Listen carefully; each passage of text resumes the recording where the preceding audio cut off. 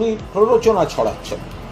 সিপিএমের দীর্ঘ সন্ত্রাসের পর, অপশাসনের পরও মমতা বন্দ্যোপাধ্যায় কি বলেছিলেন?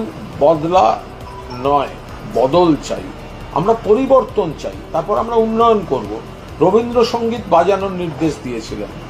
আর শুভেন্দু অধিকারী তিনি এই ধরনের বদলা চাই এই যে করছেন, এবার উনি খেপাচ্ছেন, পরিস্থিতিটাকে উত্তপ্ত করছেন। এবার তাদের কোন নেতা কোন কোন এলাকায় গিয়ে একটা কিসের মধ্যে পড়বেন, তখন আবার দায়ী করবেন আমাদের। এটা তো কোনো কাজের কথা নয়। আমরা চাইছি শান্তিপূর্ণ অবাধ গণতান্ত্রিক পরিস্থিতি, আর উত্তপ্ত করছেন শুভেন্দু বাবুরা।